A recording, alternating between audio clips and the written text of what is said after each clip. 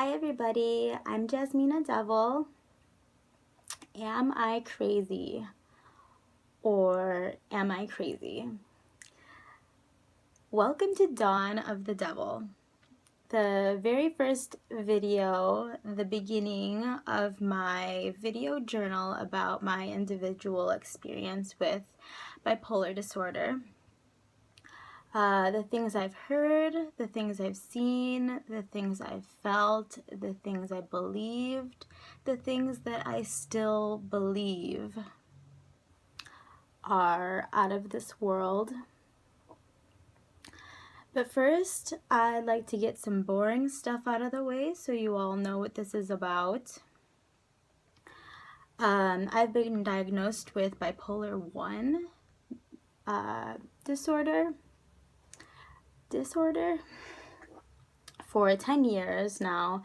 Bipolar I is defined by one or more manic episodes and one or more depressive episodes.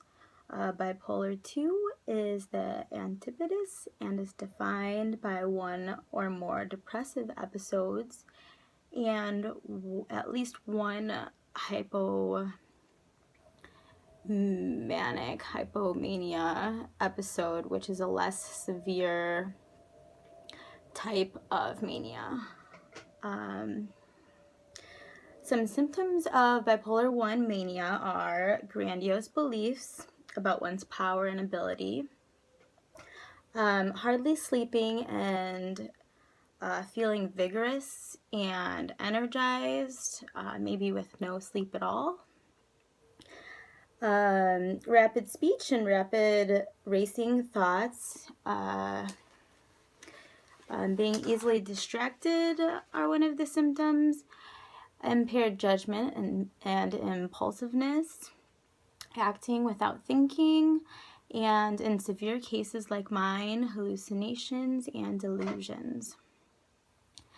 And as I let you in on my experiences, you'll learn how I've been affected by each of these symptoms. Because this is an individual experience, and I believe that bipolar affects different people based on who they are, their being, and who they are as a whole. I'm going to fill you in a little bit about my upbringing and my life and things about my childhood, my school, like my high school years, after that and until now. I'll fill you in on my personal spiritual beliefs, maybe get into like the music I like or the art that I do. I think all of these things play a big role in how I'm affected by bipolar disorder. I keep saying disorder. I don't like that word. Okay, so way back in the day when, the beginning of time, since I can remember, I was an extremely imaginative child. I believed in magic everywhere. When I learned about four-leaf clovers and that they may or may not have held luck, I chased them. I was taught that nature is a friend and that the moon, sun, dirt, plants, trees, water were all my friends. I'd go out of my way to blow on a weed to watch my wishes spread through the wind. These things even talking about these things are getting my heart racing because these things are very true to me. even to this day. I I was given a pet rabbit when I was very young, and I was taught that rabbits were lucky. I've had rabbits to this day. I mean, I don't have a pet rabbit now, but I did last year, and he passed. I mean, and I've had them because I still believe they're lucky little creatures. Something about caterpillars and butterflies really made me happy as a kid. I still do. That was me as a little girl. That little girl still lives within me. Being such an imaginative girl, sometimes I would spook myself. I remember one night I was in my bedroom. I was maybe 5 years old, and I was starting to get afraid of the noises that were outside of my window. And I remember believing there were trolls outside. And I actually heard them call my name from the window. I shot out of bed. I got up.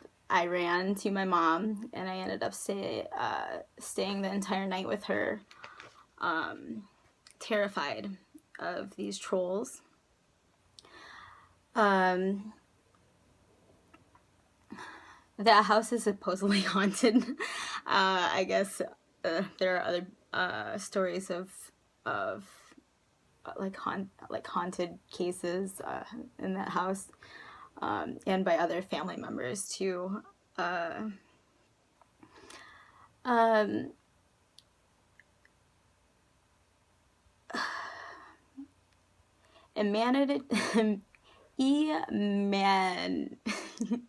Imaginative and in touch is what I'd like to call it.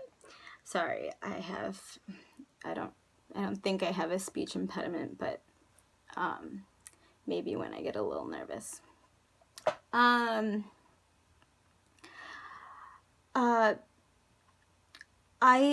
to this day, I believe all of those experiences that I had as a child, I believe that they were real. I mean, I felt them. They were real when I was a kid. That never went away. I could just say, oh yeah, it was something that somebody made up and I believed it, and it wasn't real, but to me it was real, and it's still real. And even if somebody told me that, I mean, it was made up, it probably was made up, but it was made to be real. When I first started school, I didn't have many friends. And it stayed that way for a long time. I grew up in Naperville, and that was hard for me because I wasn't exactly a rich girl.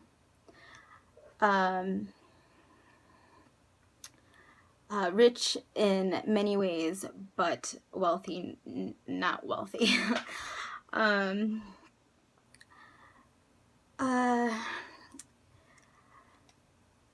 Let's see.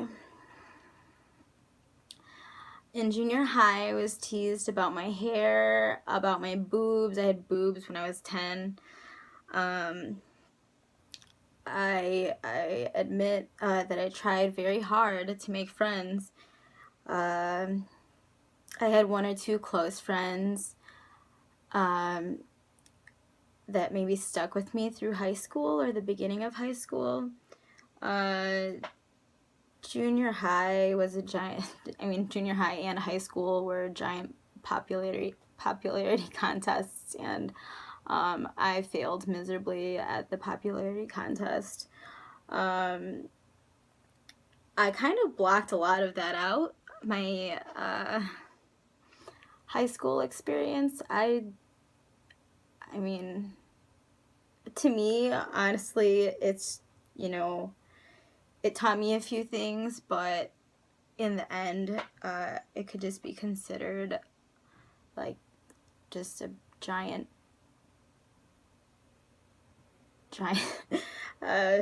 just garbage. It's just garbage. Big fat garbage. Okay, so after high school,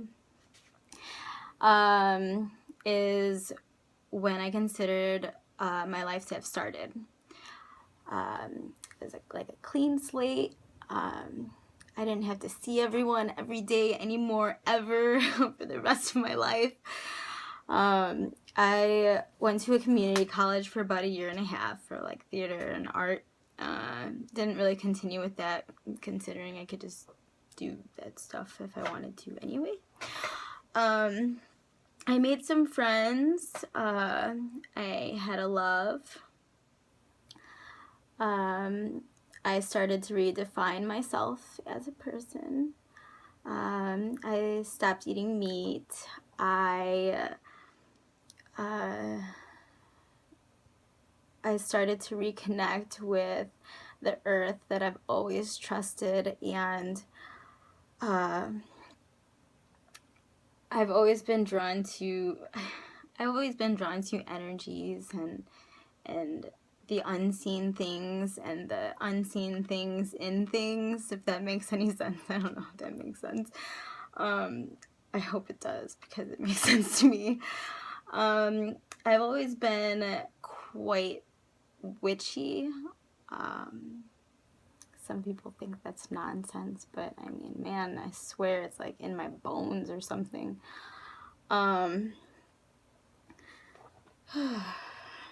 So, during that time, that like right after high school time, I landed a good job thanks to a friend that I had.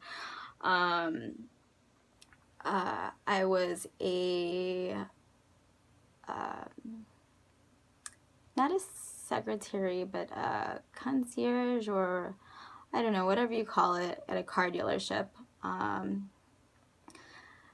My hair was short and fire hydrant red, and I was confident. I felt bold. Up until then, I really didn't party like some people have. I wanted to party. I started experimenting with drugs. Painkillers, cocaine, ecstasy. I loved the painkillers. I loved the cocaine. I loved the ecstasy. I love marijuana. All of these drugs I loved.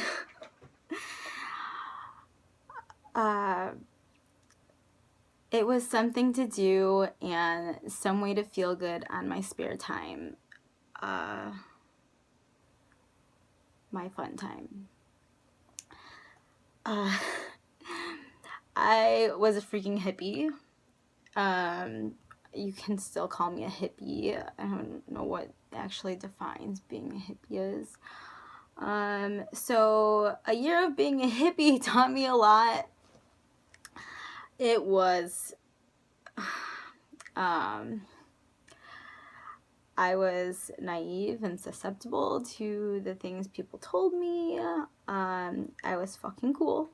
I was cool. And some people liked me. And then one day someone said, let's trip. And I was in. A few friends and I were hanging out with a bag of mushrooms. I have to be honest, I didn't know what to expect. I've never taken a hallucinogenic drug like that before. We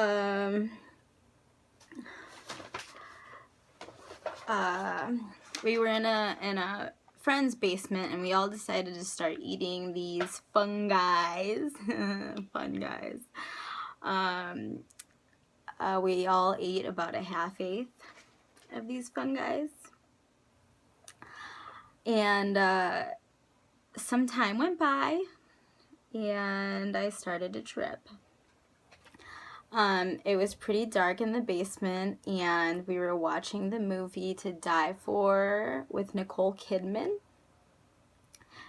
I was fucking terrified.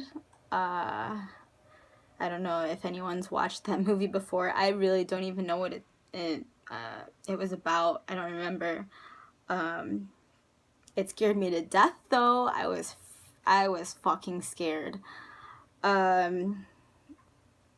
So I guess the movie title is appropriate for that one. To Die For, right? Okay. Yeah, so I still to this day need to watch that movie. So anyone, movie date, To Die For, Nicole Kidman, I'd love to see that movie because I would love to see why I was so scared. I should have done that sooner, don't you think?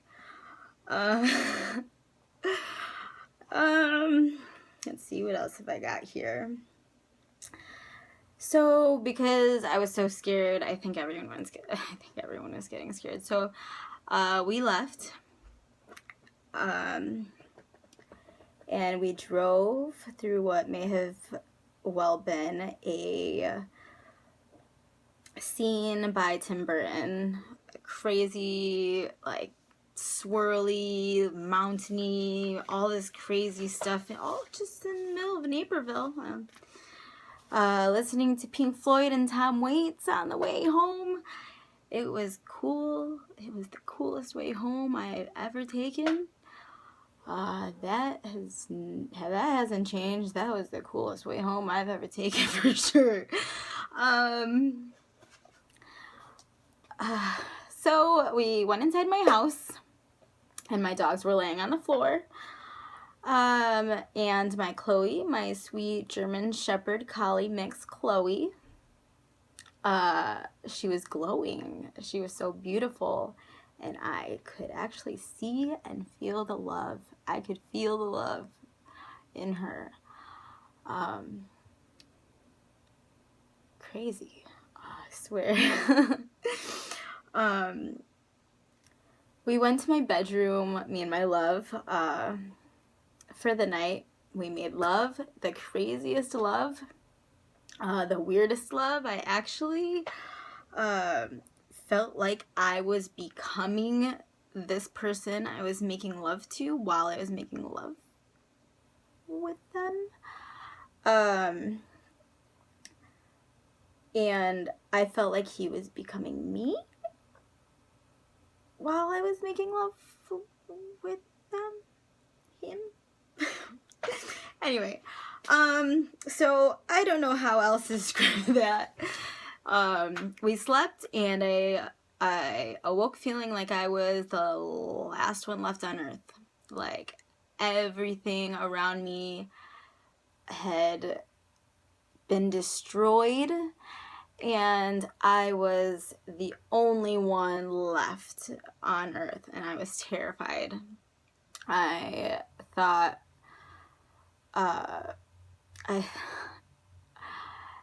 and my love, the person I was with, had stopped tripping, but I was still tripping, the next day, and that's how I met the devil.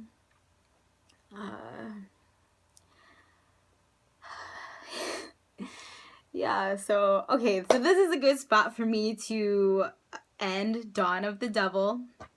I'm starting to get butterflies reliving this, but please stay tuned. My next journal, The Devil's Stay, will include my experiences the next days after my trip. My thoughts, my feelings, my hallucinations, my delusions. And remember, this is only the second day into a 10-year experience of craziness, because this trip, I feel like, this trip brought me to the devil. So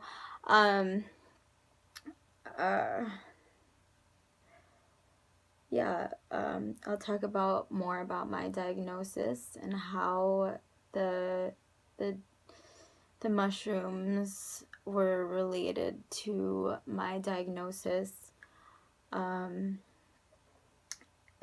It gets really crazy. Yep, I'm crazy. But I have a good head on my shoulders now. I have a lot of self-control.